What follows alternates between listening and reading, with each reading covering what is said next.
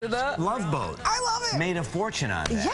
So, and I was singing it a little bit earlier, and I was very happy about it. Yeah. Love, exciting and new. Hey, this is exciting and new, and I like this. It's a new weekly segment called Couch Calls. It's our new take on the old-fashioned house calls. And here's how it works. You send in your questions, and we get answers live on the air. That's right, and helping us do that today is Dr. Adhi Sharma, board certified in emergency medicine and in medical toxicology. And we want to jump right in with a question from Tom, who asks, how important is it for a person over 60 to get a pneumonia shot and a shingles vaccination? It's a great question. So let's take them separately. Pneumonia is very important for people over 65 to get, and the recommendation is one shot in your lifetime and you're covered against pneumonia, which is caused by a bacteria. And every year about 5,000 people die from pneumonia, so it's an important thing to vaccinate against. And one of the greatest risk factors are extremes of age, so the very young and the very old. Now, the vaccine is not recommended in children, so it is specifically designed for older adults. Varicella, that's another great question. The varicella zoster vaccine, it's two components. One is for chickenpox, that's what kids get. And if you had chickenpox in your lifetime, the chickenpox goes away, but the virus stays in your body forever. Yeah. So what happens is, as you get older, it comes out again as shingles. Right. And now we have a vaccine against that shingles component, which is different than the one the kids get for chickenpox. And that's recommended for people who have a strong immune system above age 60. And it's very important because shingles is very debilitating, and it can leave you with, the rash may go away, but you'll have pain at that site. I know. I had it. Yeah, so did Mike on camera, too. Thanks for that. Okay, Nicole wants to know this. And so do I. Oh, really? Yeah, I do. Okay, so I have acid reflux and have difficulty choosing things to eat. Do you have any recommendations for the best type of diet to deal with acid reflux? So acid reflux is a big problem. It used to be called heartburn. We thought it was nothing, but it's important to get that checked because it can lead to more serious problems.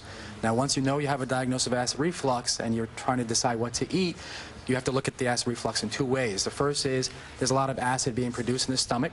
The second is it's coming out of the stomach into the esophagus. Right. And that burns the esophagus and causes that sensation of heartburn. It's very unpleasant.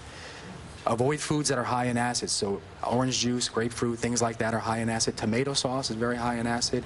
And then avoid foods that increase acid production, like coffee and chocolate. Sorry about the chocolate. Those are the big ones. Yeah. And then there are things you can avoid that increase acid coming out into the esophagus, like carbonated beverages and mint. Mint is a big cause of acid reflux, so never have that after dinner mint because you'll just increase your acid reflux. I did not know that. That I did know. Oof. That's sad. All right, I want to keep moving. Alexandra wants to know what red wine has the most antioxidants. Good question. That's an interesting question. So there are a lot of antioxidants in wine. It's made from grapes. The key one that's been studied the most is resveratrol. And the resveratrol comes from the skin of the grapes. So it's in white wine, it's in red wine, it's in grape juice. But red wine specifically is fermented with the skin for a longer period, and so the concentration of that antioxidant is higher in red wine. Depending on the vineyard, they're going to ferment for different amounts of time. So the answer to the question is whoever's fermented the longest. In general, Merlots tend to be fermented a little bit longer, so that might be the answer. But you shouldn't start drinking wine because you think it's healthy for you. The doctor told me. Bad reason to start drinking. And you can also get resveratrol from peanuts, cranberries, and blueberries, although that hasn't been studied as a health benefit, but those foods we know are at least not harmful. Good. Okay, Betty has this, and I hope I have this right. She's been reading a lot about Carcinia. Am I saying that right? It's Garcinia, yes. For weight loss, how effective is it, and is it safe? And now, is it Carcinia or Garcinia? Well, Carcinia would be a bad thing. That's that's like cancer. carcinogen, Yes, right? It's got to be Garcinia. It's Garcinia, Okay. and the most common species of Garcinia is Garcinia cambogia. And it grows in Indonesia and in India and parts of Asia, and it's been used commonly in the dietary customs there. In the 60s, it was discovered to have a compound that prevented fat absorption. So it was thought it could be used for weight loss. The problem is there's been a lot of studies done on it, and the responses are mixed. So a study I looked at in 2011 looked at all the studies together. It was one big meta-analysis, showed that there was really no benefit.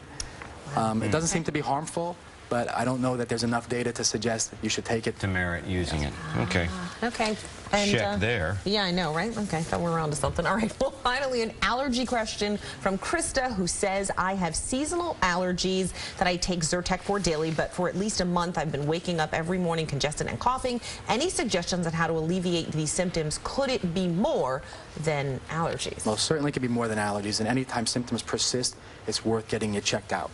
Having said that, people with allergies will suffer different variations of their symptoms based on the time of year. And right now we're in ragweed season. Horrible ragweed season. So if you're leaving your windows open during the day because it's so nice out, your pollen is collecting in your room, and then if you're closing the windows at night, you're sealing yourself into all of that exposure. Yep. So one trick is to not open the windows for your bedroom. The second is when you take your Zyrtec. Zyrtec's a once-a-day medication. If you take it in the morning, chances are it's weaning by the time you wake up in the next day. So maybe take your medication at night. And then the third thing is, even though you may be allergic to ragweed, a lot of people are also allergic to dust mites. And that's what's in the bedroom. So you may be having this response to dust mites. And dust mites are everywhere. It's unlike bed bugs. Everybody has dust mites in their house, no matter how clean you are. So what you need to do is buy the special mattress covers and pillow covers to seal the mites in so you reduce your exposure to the mites. It's all great advice. I love this. Thank you so much, Dr. Adhi Sharma. And we're going to be back with Dr. Sharma next week. So if you have health questions, email them to us at couchcalls@WLNY-TV.com. And possibly next week, a special version of Pop Talk featuring Adhi in his major motion picture debut. You know, we dug that up. I was hoping you didn't. You are legend, and maybe we'll have that for you next time. Thanks. That was great advice. I like Thank you. Good stuff. Thanks. Thank you. All right, former NFL player.